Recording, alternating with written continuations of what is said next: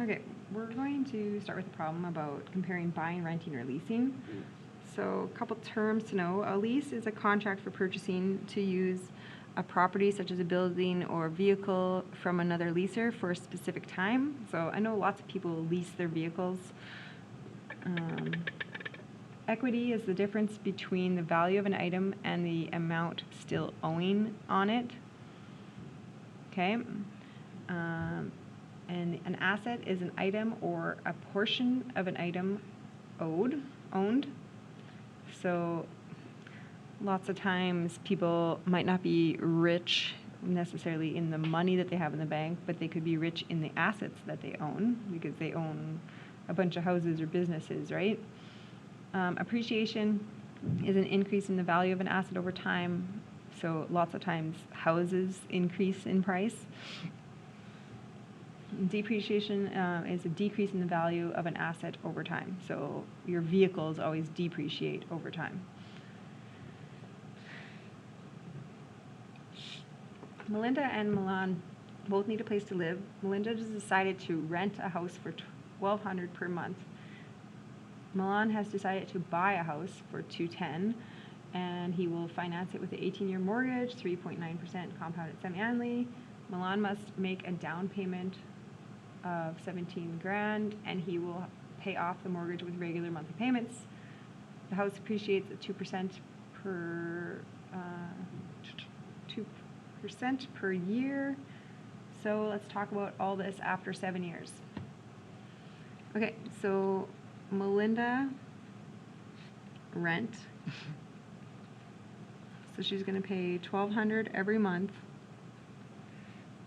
times 12 months a year for 7 years. So that 7 years will have cost Melinda that much in rent. And that's pretty generous because rent also should be increasing in the years as well. Okay, Milan. So we're going to go into our solver here.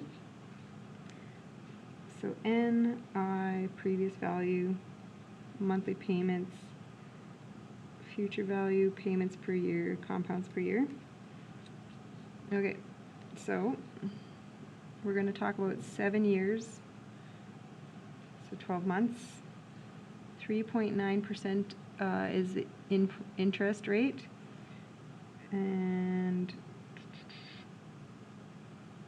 down payment of $17,000.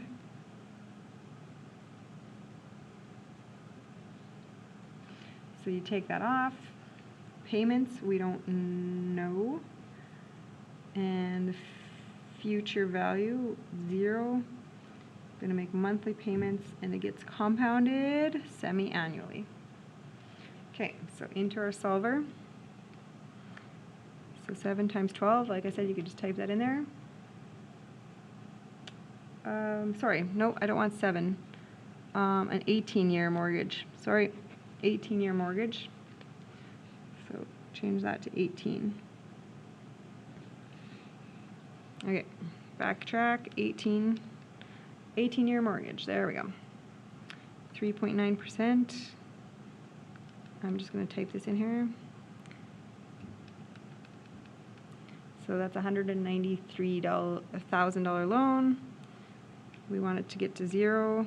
We're going to make 12 compounded. There we go. And we're going to be paying $1,241 and $83 a month. Okay, so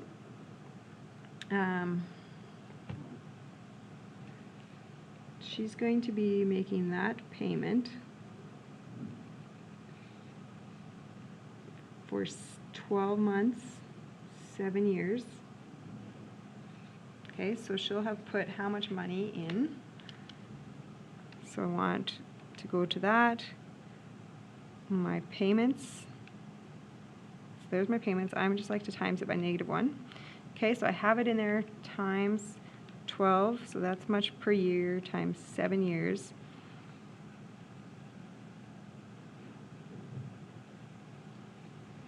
So that's her cost for her payments.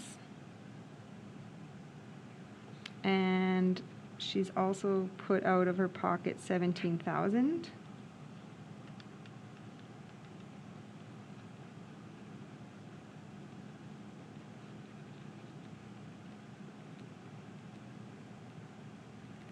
Okay, so that's how much she's put out of her pocket, which, yes, that is a lot more than your rent, but obviously owning a house comes with perks. You're going to have some equity behind you.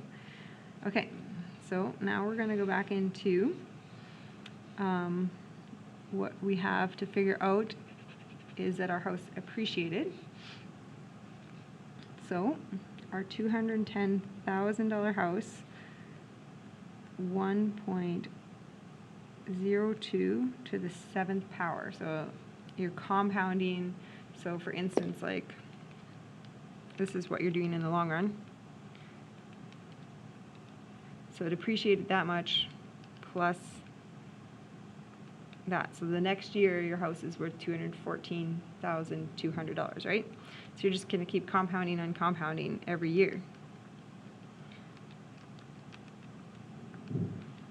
Okay, so at 7 years, her house is worth this much money.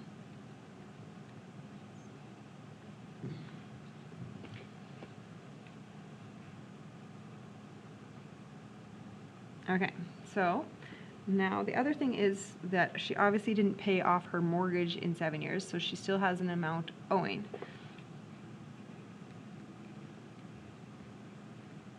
So we have to figure that piece out, because obviously in 18 years, after 7, you don't have your mortgage paid off. You still have money owing.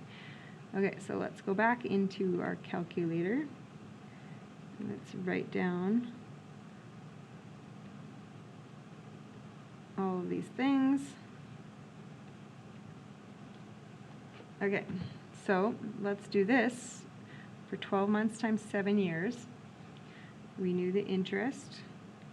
We knew that it started at $193,000, and the payments, it should be in there. We want to use that value that's got carried over. The future value is what we wanted to know, what her mortgage ends up at, and all the rest is the same. Okay, so I'm going to go back into my app.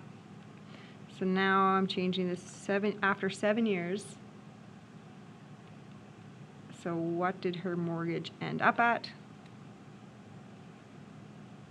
Ooh, that's a lot of threes. 1, 2, 5 threes.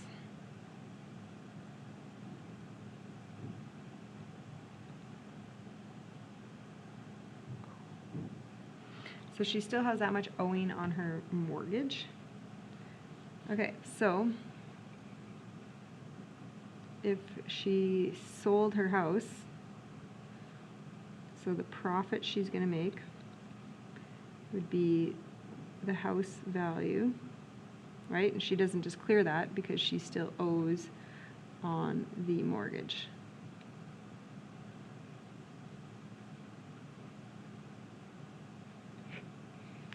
Okay, so she makes a profit on her house.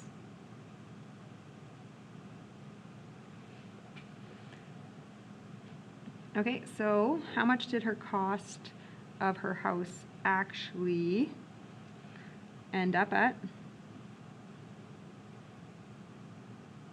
Because she's going to have out of her pocket, but she's also going to have gained money, right, from the appreciation. So I'm going to subtract the two values.